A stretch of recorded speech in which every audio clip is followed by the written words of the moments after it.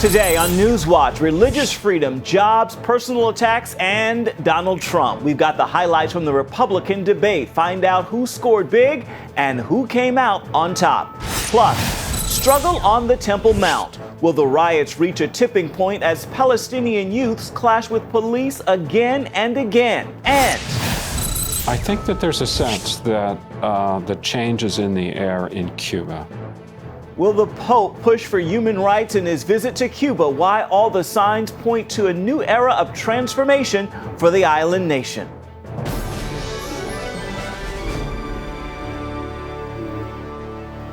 Thanks for joining us for CBN NewsWatch. I'm Ephraim Graham. The second Republican presidential debate had a mixture of just about everything. Fiery exchanges, policy squabbling, and a few unforgettable moments. CBN's David Brody brings us the highlights from Simi Valley, California. Coming in, the bullseye was squarely on frontrunner Donald Trump. His style is rubbing some of his fellow Republicans the wrong way, and it showed quickly. I think his response, his visceral response to attack people on their appearance, short, tall, fat, ugly. My goodness, that happened in junior high. Are we not way above that? I never attacked him on his look, and believe me, there's plenty of subject matter right there. That I can tell you. And that eventually led to the moment people wanted. Carly Fiorina face-to-face with Trump for the first time since he made a critical comment, wondering if anyone would vote for that face.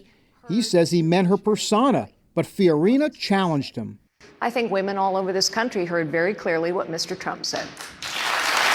Trump tried to play nice. I think she's got a beautiful face, and I think she's a beautiful woman.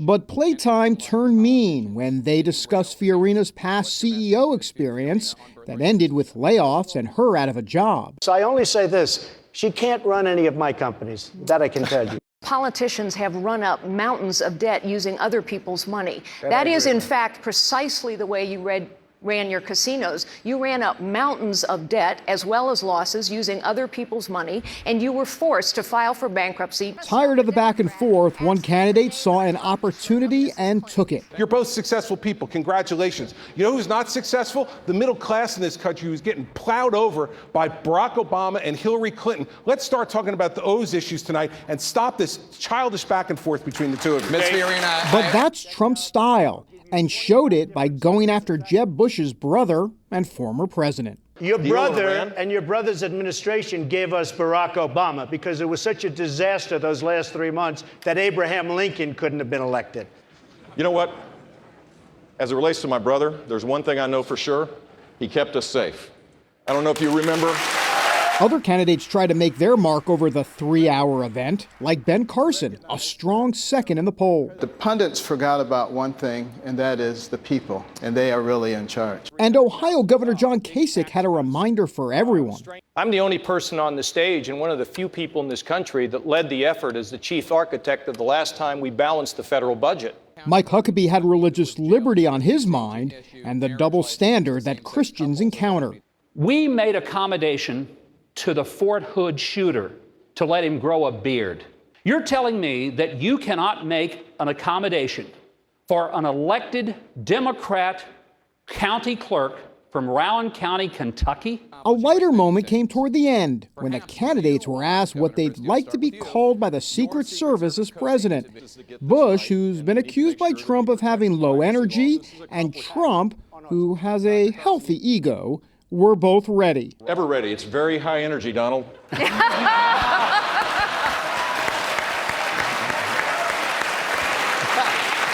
Mr. Trump. Humble. The next GOP presidential debate will be over a month from now in late October in Colorado.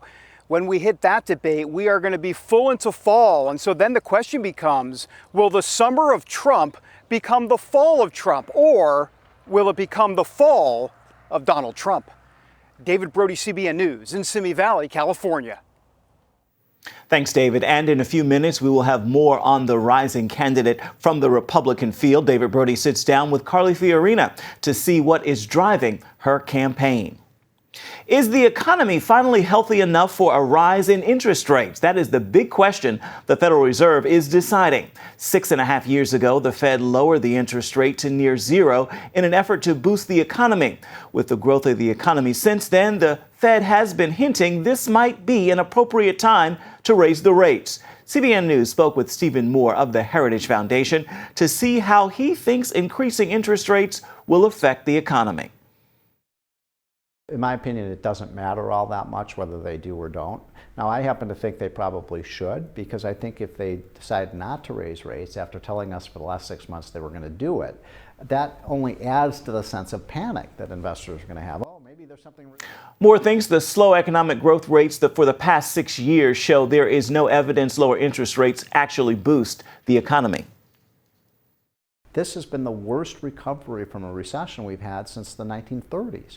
Where is the evidence that these low interest rates have been healthy for the economy? I don't see any evidence. And the next Federal Reserve meeting will come in December. At least 8 people are dead and 1 million have evacuated their homes after a powerful earthquake rocked the coast of northern Chile. The quake also raising fears of a tsunami for California and Hawaii. Heather Sells has this story. The 8.4 magnitude earthquake struck just off the coast of northern Chile, but the tremor was so strong that people on the other side of the continent could feel it. Traffic cameras show the power of the quake, which was followed by 4 aftershocks above a magnitude of 6. Officials ordered people to evacuate low-lying areas all along Chile's Pacific coast. 1 million residents fled their homes. Authorities say the streets of some coastal towns have flooded. The water was already coming, but it wasn't a wave. It was like a high tide with force. The president of Chile asked people who evacuated to stay on high ground. We are monitoring the situation on the coast in various ways, including through the armed forces. There are planes and helicopters to determine the exact extent of the damage. The quake raised fears in Hawaii and California. Authorities issued a tsunami advisory and warned of dangerous currents. Heather Sells, CBN News. The migrant crisis in Europe is intensifying by the day. European leaders are struggling to keep thousands more from entering the EU illegally on a daily basis. Things are specifically tense along the Serbia-Hungary border, where migrant clashes with authorities are turning violent.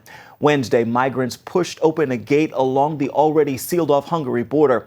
Police used tear gas and water cannons to keep the migrants out, but many responded by throwing rocks at police.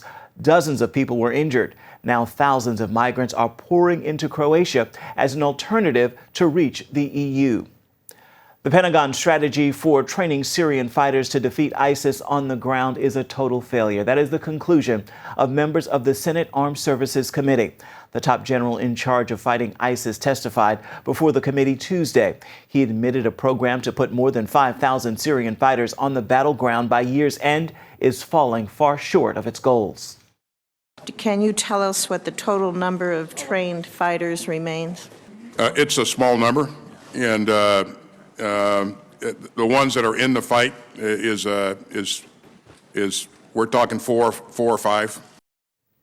That exchange unleashed a round of criticism of Austin's earlier testimony and Pentagon reports of success in the war against ISIS.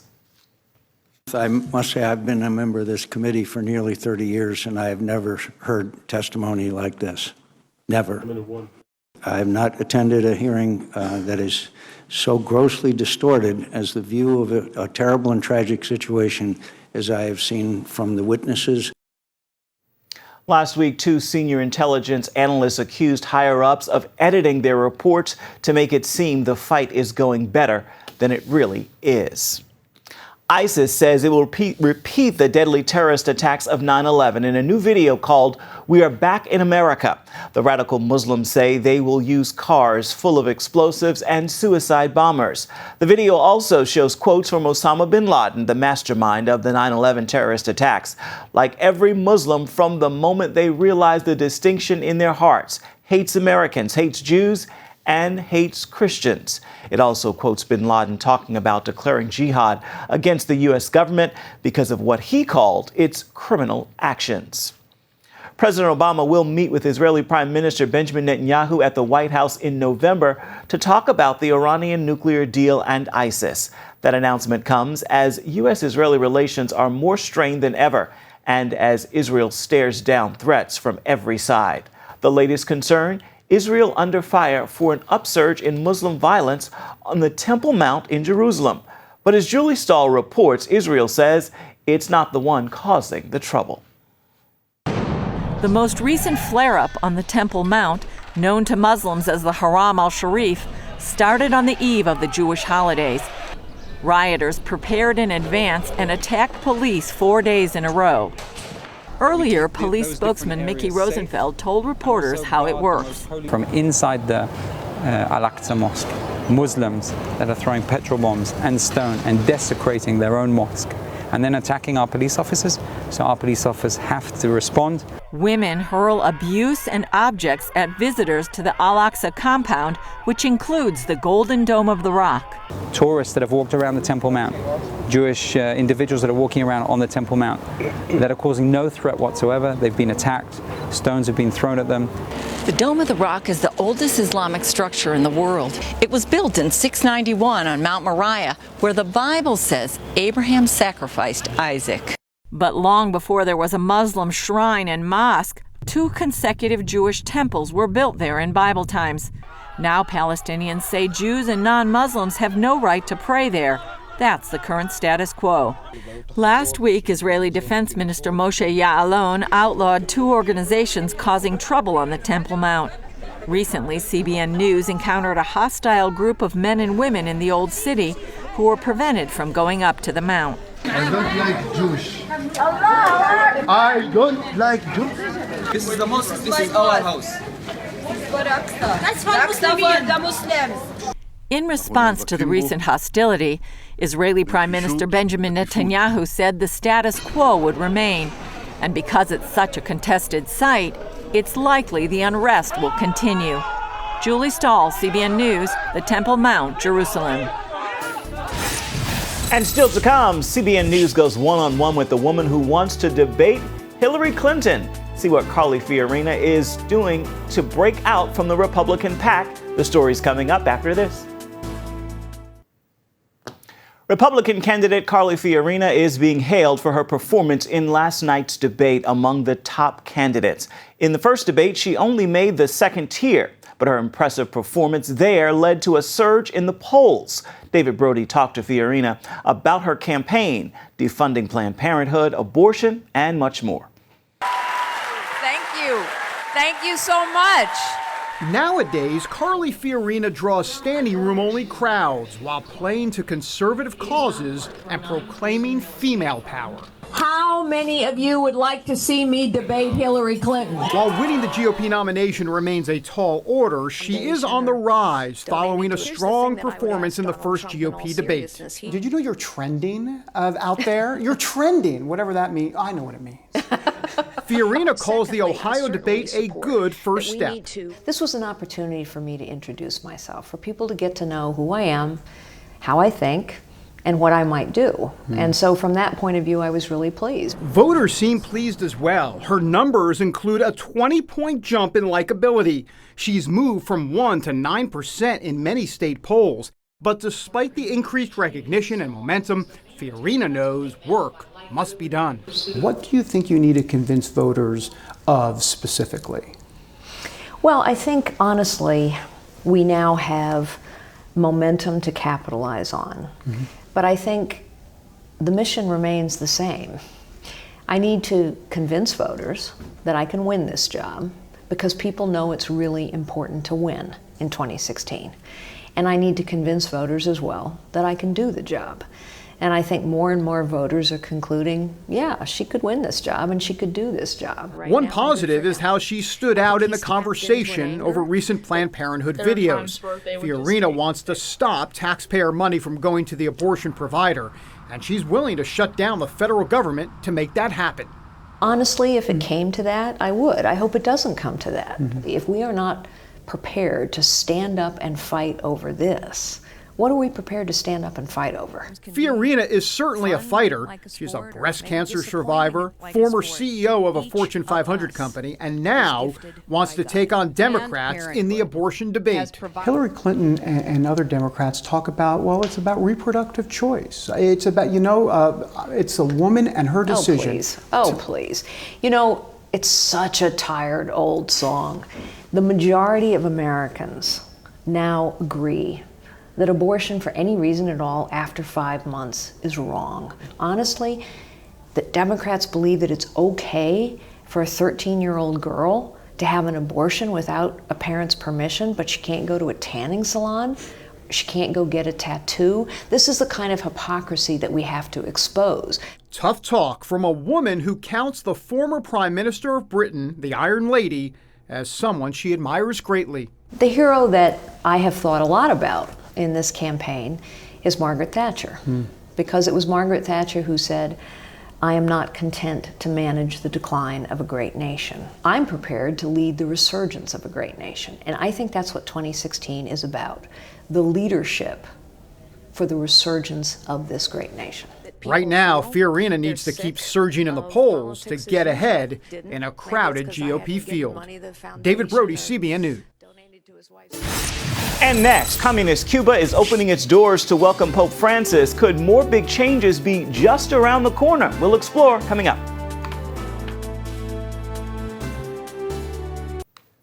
One of the most popular leaders in the world visits Cuba this week, but the big question is, what spiritual and political message will Pope Francis deliver when he lands on the island Saturday?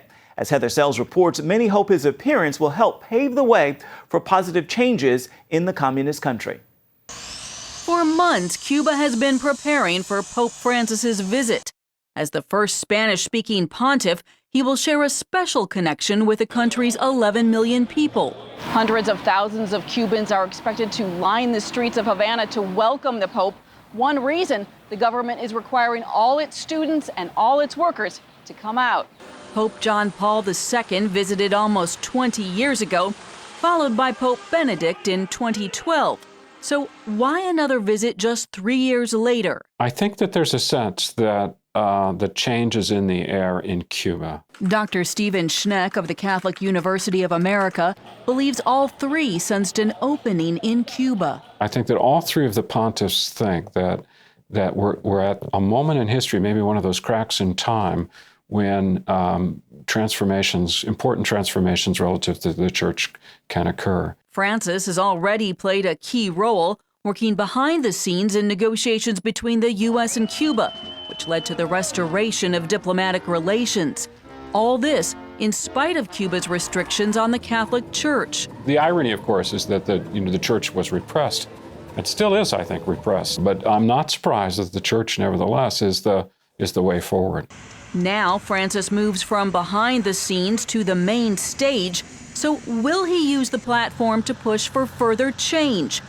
Many hope history repeats itself, as when Pope John Paul II told people in communist Poland, "Do not be afraid." All police states, all terror states survive when the people are afraid.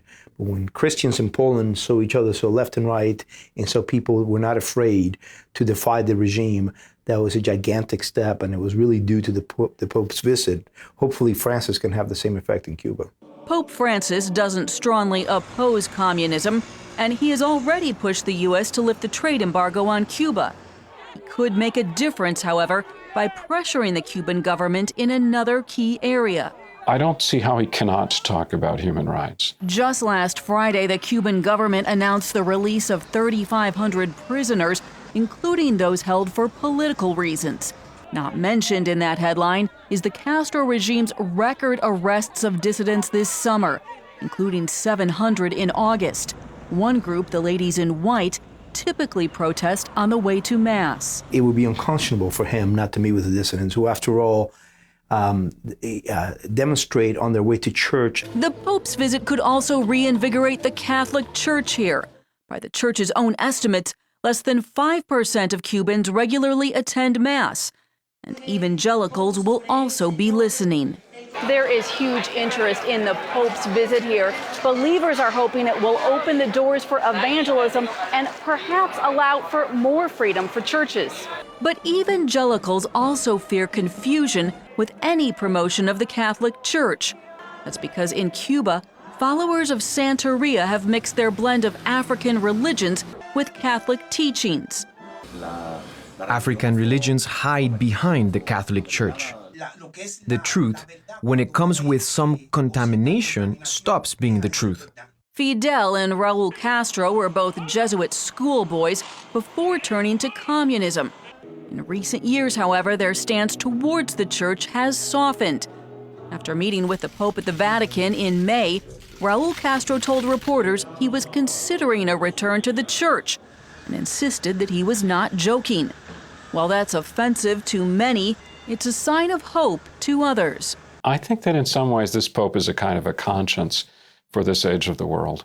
And with that role, he has, I believe, the capacity to really stir things up. I think that he could do that in Cuba. If he can't do it, I don't know who else could. Whether or not the Pope's visit leads to transformation depends heavily on the Cuban people and how ready and willing they are for spiritual and political rebirth. Reporting in Havana, Heather Sells, CBN News. It is time now for your Thursday Thankful, and today I offer you this. Secret prayer sets you on a course for public success. So today, don't forget to stop and to pray. And remember, prayer is a two-way conversation. So speak to God, but also take the time to listen. He is longing to speak to you in life and, of course, in His Word. Open it up. That is going to do it for this edition of CBN NewsWatch. Remember, you can find more of our exclusive coverage of the issues you care most about at cbnnews.com. Take the time to tell us what you think about the stories you've seen here today. You can do it on Facebook or at CBN News on Twitter. Hope you'll join us again right here next time. It is Thursday. Make it a thankful one.